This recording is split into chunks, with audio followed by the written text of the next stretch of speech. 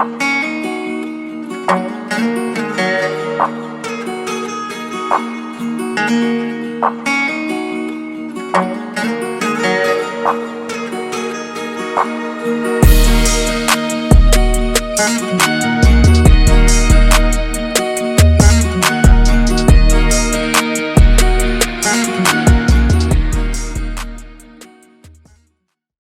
to another episode of Ribs, Real Estate, and Rambling. I am Roy May, your host with Bach Realty Group, and today I have another Aggie legend, Coach G. Guerrieri of the Aggie women's soccer team.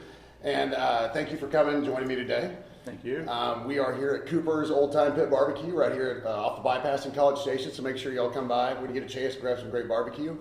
So, and I tell all my guests this, in the state of Texas, there's no better way just to kind of have a conversation other than just over some barbecue, right? Exactly right. So I'm going to ask some questions, and so we'll try and place it where you can actually eat as opposed to just being a prop, right?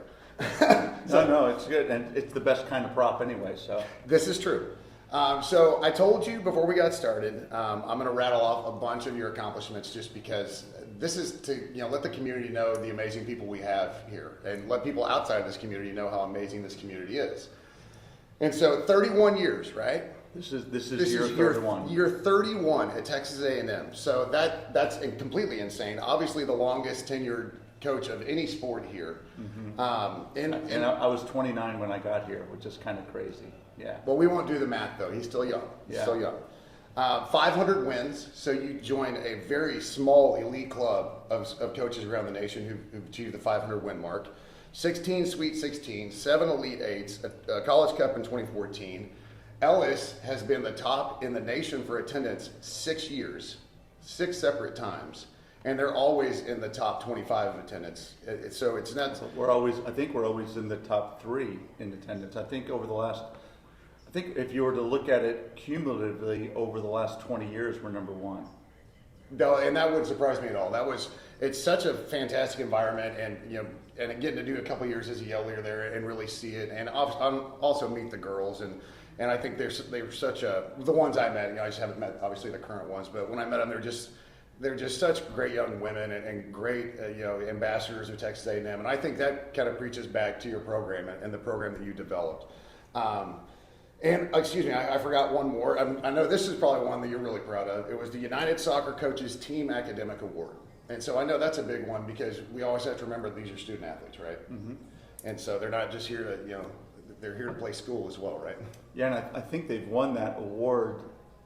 Gosh, I know they've won it like 11 years in a row. So it's pretty phenomenal that the grade point average for the team, I think this past year, was up at a 3.45 is what the cumulative grade point average for the team is, which includes about 8 or 9 perfect 4.0 grade point averages. And we only have 24, 25 girls on the team on a typical year. Yeah, I wasn't aware that a 3.45 existed. So, so maybe that's just me. I mean, they're phenomenal. They really are phenomenal young women. They really are. They are. Yeah. Well, you've built a program that's not just successful on the field, and I think more than anything, that's something I'll obviously be very proud of.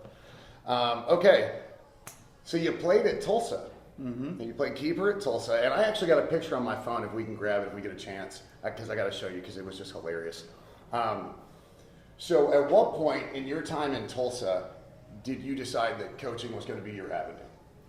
Well, I went to Tulsa because I knew I wanted to be a coach, and I just didn't know what age or what level I wanted to coach. If I wanted to coach high school, if I wanted to coach club, if I wanted to coach college. It wasn't really until my sophomore year that I went to my college coach at the time, Walter Schnorr, and said, I've figured it out. I want to coach college. This is the level that I want to coach. I feel really comfortable. This has been a really cool experience for me. It's been life-changing for me, and this is what I want to do. And he was like, well, that's great, but you still got 2 years to be a player at the college level. Right. Why don't we focus on that first, and then we'll figure it out from there. And actually, he allowed me to be his assistant coach while I finished up my student teaching in my in my 5th year. It took me 4.5 years to graduate, which talk about year 3, 4, 5, which I didn't have either. So I did my student teaching. I got my degree in education, and that was kind of the start of my path. And it was, I knew I wanted to coach. I just didn't know what it was going to be, and I didn't start coaching women for a couple more years, and that was, I just kind of stumbled into that. As far as, I was able to coach the women's team at Rollins College, basically just as a little add-on, because I was the assistant men's coach and the athletic director, a guy named Gordie Howe, not the hockey player, but said, hey, for an extra $1,000, how would you like to coach our women's team? And I was like, where do I sign? I'm in. So that's kind of how I got started coaching the women's side. And and the difference between there are big differences between coaching men and coaching women. Mm-hmm. And it really is, for me, it's amazing just to see how much the women really appreciated the information and the knowledge that you could give, and how much they soaked up that information, and how much they appreciated it. So it was, for me, it was a bit of an eye opener. But again, how they take the information, how they kind of take it in, and how you have to present it is also very different. That learn the hard way on that sometimes too. So kind of thrown in the fire and go with it, huh? Thrown in the fire for me, for sure, because women are smarter than we are, and you have to be. That's a factual statement, by the way. It is, and if you don't, I'd say it all the time for any guys out there. If you don't know that, then I rest my case. That it is that way, because women really do process information differently, and they process information very well, and so you've got to really think before you speak. And you've got to, women are very good about understanding, if you'll give them the why, then, they're going to take in that information very well. You can't just say, just because it is, because a lot of times guys be like, okay, well, let's go. Right, that's just how it is, how it's always been, so that's how we're going to do it. And it's like, okay, well, let's go. Well, you've got to really, explain why, and, present your case, and explain to them why this is happening, and why this is happening, and why this is happening. This is what the cause that's going to occur, and this is what's going to come from it. Okay, all right, well, that makes sense. Let's go. And so, and again, we've been very successful. Obviously, all the stops I've been on prior to coming to A&M have worked out, and have kind of led to the run that we've had here in Aggieland. Well, I think the beauty of it, though, is just the beauty of the sport, because at the end of the day, the sport remains the same. Right. And this could be a whole other interview, but there at Rollins College, could you ever have imagined that the women's game would be where it's at right now, really on a global level? It's just it's so fun to see. It's here it is, the Women's World Cup is being played, mm-hmm. and down in Australia and New Zealand, and the fact that they've had to change over the last year, that they've had to change to bigger venues in Australia and in New Zealand to accommodate the incredible ticket sales and everything else, is just, number one, shame on FIFA for thinking that they weren't going to be, in need of 80,000 seat stadiums, and good for the rest of the world that they've figured out that, okay, we're going to get behind this, and we're going to really get after it. And so, the whole issue of if you will give women this platform, and if you will really get out there and invest in this platform and in this sport, these women are really going to put on a great show, and they're going to really perform. And they've delivered. Well, and how far this game has come, how far the women's game has come, is just extraordinary, because of the resources and the coaching and the way that cultures have changed around the world to allow young girls and women to get out there and play. The sport was outlawed in England forever. For almost 100 years, it was outlawed that young girls could not play football in England, the birthplace of the game. That's madness. It's just phenomenal that now here it is, and now the English women's team is one of the best powerhouses in the world. One of the best absolutely. in the world. Yeah. Finally, because the culture has accepted it. Well, it's the same thing in Brazil. It's the same thing in Spain. It's the same thing in other great Latin cultures, that finally these young girls are, the figurative shackles are being taken off and allowing these girls to do what boys have been able to do, and they're showing their fathers that I can do this. And they too. can. Yeah, they're showing not they only absolutely they can. get the opportunity, but they seize it and take advantage of it. Yeah, It's really wonderful. You had a phrase, shame on FIFA. That could be a whole podcast by itself, shame on Or FIFA. two. Yeah. So this is the picture. I saw this. This was out of your yearbook in Tulsa. And I'm going to tell you, I'm going to show it. You're probably not going to be able to see it, but this is good old Coach G back in his Tulsa Hurricane days. Yeah, I wasn't on the bench very often, so I'm actually waving to somebody because I'm actually on the bench. It said you were waving to the crowd, so I had to pull it out because that was hilarious. Cavalry Youth Soccer, Mm-hmm. it's something that you have grown here in the Brazos Valley. Why do you think it's so important to have it here in the Brazos Valley? Because I know that between Houston and Dallas and San Antonio and Austin, you have major development centers to where these kids were probably just having to travel down to play in these club teams. What's kind of the biggest thing that you're proud about with Cavalry Youth Soccer? Cavalry, the Cavalry Youth Soccer Club started because the youth soccer scene here in town was part of was a branch of a club that was in Houston, and it was a club that actually went belly up. But prior to that, it was just kind of out on a branch, and it was a lot of money was being put into it, but the money wasn't really staying here in town. It was just going back into Houston, and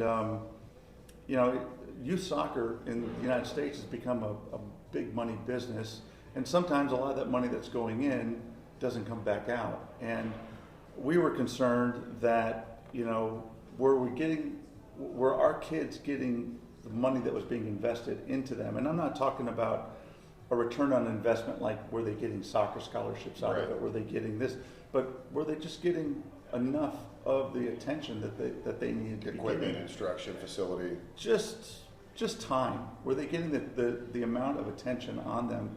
And so some parents and myself, and we basically said, we can do better, and let's see if we can focus on some things that can help these kids just in their development as young men. And soccer can be a really good vehicle to do this, and we think we can do a pretty good job, a little bit better than maybe was being presented to us. Now, in Houston, there's some great programs, in Dallas and all around the country, there's some good programs, but let's focus on our community first, and let's try to do things in our community first. And we've got some good soccer people in this town. So we started out with 3 teams, about 15 kids per team, and Adriano Vasari was our director of coaching.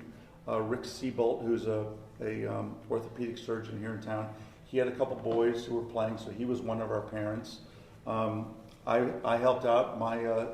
I have 2 boys who at the time were playing age, but I wasn't coaching at the time. I was just kind of as an advisor with the group, and was trying to kind of keep our goals limited. That my main goal of the group was, let's bring the right people in to lead it. Let's bring the right coaches in that are going to be focused on the boys and focused on developing the boys and developing lifelong friendships with the boys. We want the boys to have strong relationships. Like the academies that, if you're a Premier League fan, they have every club has an academy. Right. And part of the things I was interested in was we've seen lunatics on the sidelines screaming at kids, and a lot of times screaming questions at kids like, "What are you doing?" And Johnny, what are you doing? And these, of course, are rhetorical questions because I don't think they expect the kid to say, "I'm doing exactly what you showed me to do in practice." We wanted these to be uplifting, good relationships coming from the coaches to the boys. Constructive as in lieu of destructive. Exactly. And so Rick Seabolt's a great example. Rick Seabolt has amazing bedside manner in everything he does. And he's someone who's a licensed coach, Adriana Vasari, same thing. Licensed. These are licensed coaches through U.S. Soccer and through the United Soccer coaches.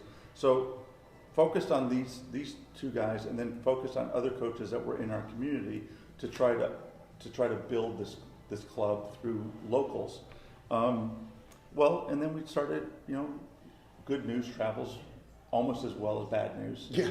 And we started just kind of building from there. And what we found was with good coaching and with relationships that the boys were forming, the teams started doing well.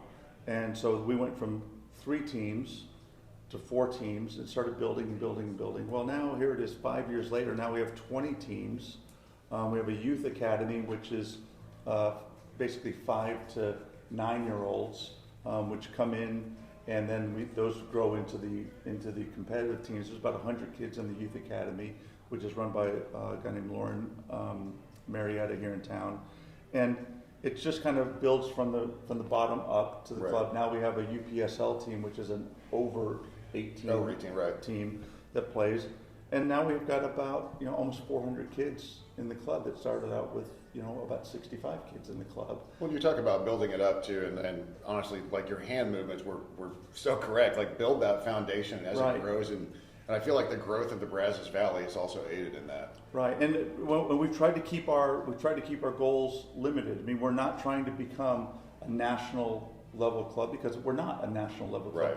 But if our boys are going to go and play for a Houston Dynamo MLS Next club, well, we can prepare them, and then they can go. And if they want to make that drive to Houston, 4 days a week, well, we can prepare them for that, and they can go and do that. Or if they want to go and do a residential program with FC Dallas, well, we and their family is willing to make that sacrifice.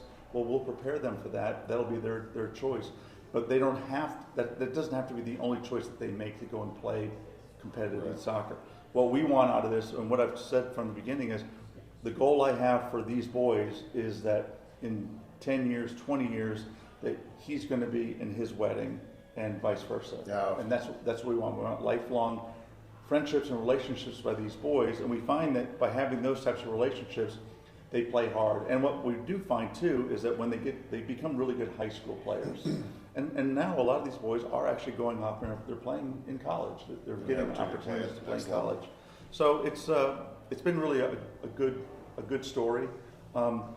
It's been something that we've been really proud of. We have a charity golf tournament that's been able to raise a lot of money to take care of the fee, to help to reduce the fees on these kids. The money that we raise keeps the fees low. We'll make it more achievable. I know that's always been a huge talking point in the world of football is the pay-to-play system in America and how it just affects the entire system in our training system. So, and I know that, but again, nothing's free, right? So, but the ability to be able to at least lessen the blow, a little bit lessen the financial responsibility. Well, if we had a sugar daddy who would come in and pay for all of it, any sugar daddies out there, we're ready for it. But but our kids, because we're able with our so if you go to cavalrysoccer.com, go to tournaments, you can sign up for our golf tournament. Our golf tournament basically makes it to where, because of the money we raise through our golf tournament, which is played in December, we're able to, our fees that we charge our kids are about half what the other clubs in other parts of the state charge.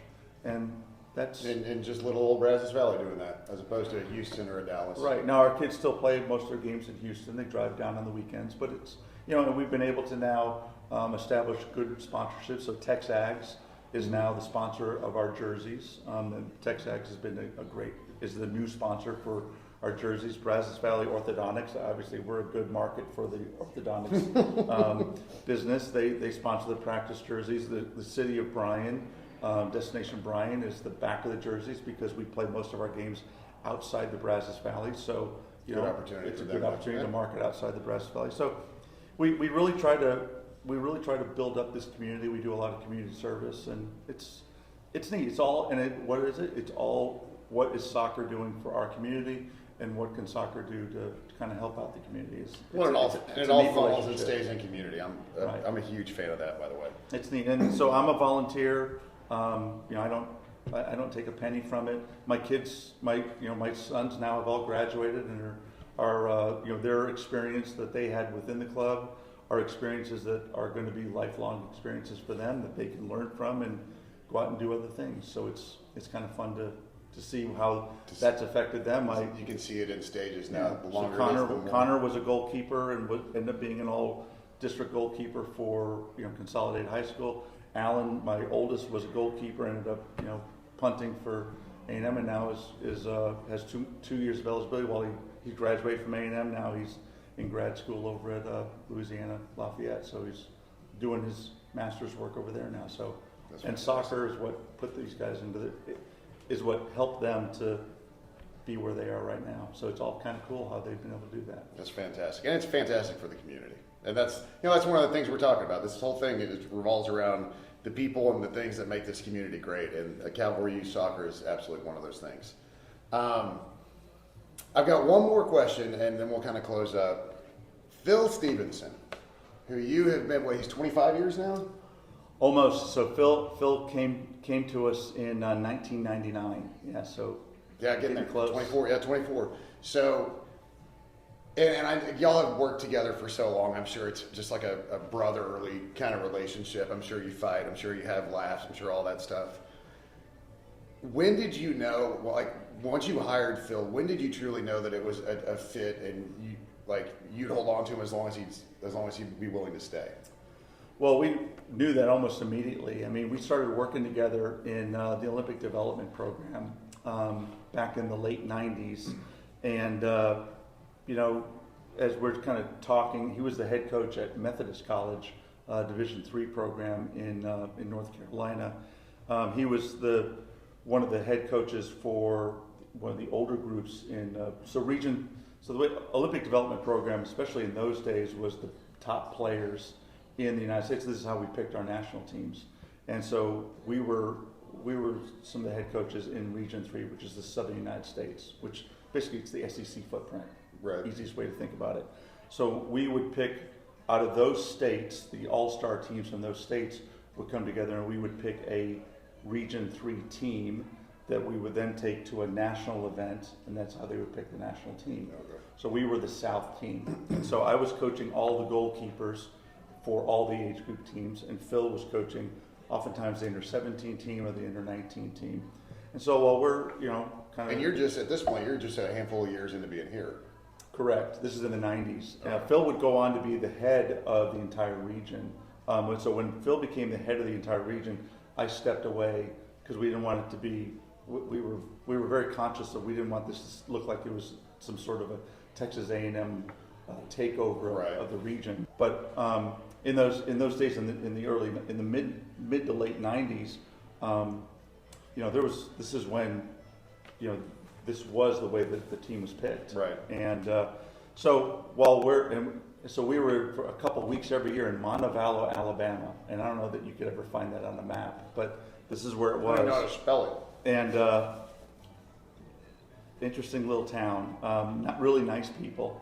But we would be, watching games up and chatting, and we saw the game the same way, which was different than it seemed like a lot of the game was being played in different places. And so, as we were chatting, and it's kind of like the deal. And I was like, my assistant coaches are going to be hired as head coaches.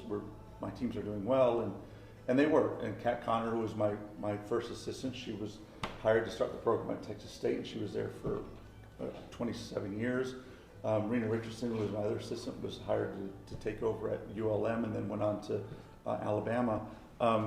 If they get jobs, would you ever be interested? And he was like, well, if I had the opportunity to come and work with players that you've got at A&M, I'd be a fool not to look at that seriously.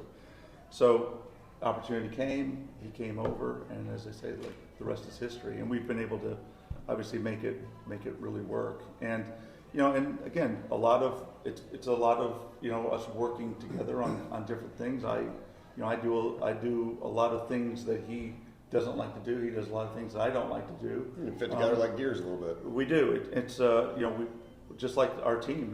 We try to play to each other's strengths, and we try to cover each other's blind spots. And so it's and then his wife Lori was with us as our other assistant for the longest time. So we talked about it was almost like a the old judges on American Idol, whereas the three of us were very different in a lot of different ways, but it fit together really well. Now Lori is retired; her parents have gotten a little bit older, so she's had opportunities to be around them a little bit more. But it's still the same thing where Phil does so much. He's so important to the way we play, how we see the game, how we construct the way the game is played, and how we train is huge. Now we brought in Alyssa Motz, who's one of our all-time greats, as our She played, which came from Chicago. The 10 years in the NWSL. I saw she was what they call the original 21. Mm-hmm. One of the original 21 players that was in the league the entire time. The entirety of the league. One of the real legends. So you have her on our team. So I mean, our girls are any word she says gold. Because and rightfully so. She has lived what they dream, and she's a member of the United States U20 national team that won the world championship. Mm-hmm. And now we've been able to, across the board in the athletic department, the volunteer coach is no longer a title. We've been able to raise that to a full-time position. Right. So we brought in a new coach, Seth Taylor, who was the associate head coach at Cal Baptist, who's a really, really great young coach. We brought him in to be our fourth full-time coach. So that now the four of us, kind of same thing. There's different strengths and balancing to the way that the four of us go, but still Phil and I are like an old married couple at the top there. Well, I know I'm looking forward to the season. I think right now we're kind of in almost like a golden age for Aggie athletics across the board. So I'm really excited for literally every sport next year. Final question I got to ask all my guests. You got a dignitary or the president's coming to your house and you got to cook them ribs. What's your go-to recipe? How do you do your ribs? It doesn't matter. There's no judgment here. How do you do your ribs? So I would cater the ribs, and the deal is that I can't find any cooks. Well, I've tried to do ribs, and I don't do ribs. That's fair. Okay. So you have to know your strengths, know your weaknesses. So it's trial. So when we went into the SEC, so David Ellis, who's the voice of Aggie Soccer, we decided we were going to do a blog on barbecue around the SEC, and what we found was that for the most part, besides in Texas, barbecue around the SEC wasn't very good, except for in Memphis. Yeah, well, Memphis is a pretty big exception. It's a big exception, and so Rendezvous barbecue in Memphis, really close to like where the Peabody Hotel is. Rendezvous is legit. And so the dry rub ribs at Rendezvous. You would have those catered in? I would have those brought in for whoever this dignitary is. It's the dry rub ribs from Rendezvous. That's hilarious. And if I had to say they were mine, I would maybe fudge that just a little bit. That's fair. So. All right, well, Coach G, thank you so much for coming out. I appreciate it. Again, Ribs Real Estate Rambling here from Cooper's Barbecue in Aggieland. I'm going to give you 15 or 30 seconds. You look straight in the camera if you want to talk about the golf tournament or the season coming up, just kind of anything that you're promoting right now that's happening in your life. Take it away. It's all you. Sure. Well, Aggie Soccer kicks off. It's year 31 for us. We are the first sport out. So for a lot of people who don't know, the season starts before the pointy football starts. So we open on the 17th of August. Florida State, who is a three-time national champion, comes to Aggieland on Thursday the 17th. A few days later, on the 20th, Washington State, who was in the Final Four just a couple of years ago, also comes to Aggieland. And then on the 26th, it's a Saturday night, is our big fish camp game. Yep. Baylor Bears come to town. That's a Saturday night. 7 o'clock for the Florida State game on Thursday. 6 o'clock for Washington State. 7 o'clock for the Saturday night game against Baylor. All of those happen before football kicks off. And then the following Thursday, Tulsa comes to town, so my alma mater. His alma mater, and for those who don't know, A&M Baylor soccer matches get a little heated. So that's a match I don't miss. So again, thanks so much. Thanks to Cooper's.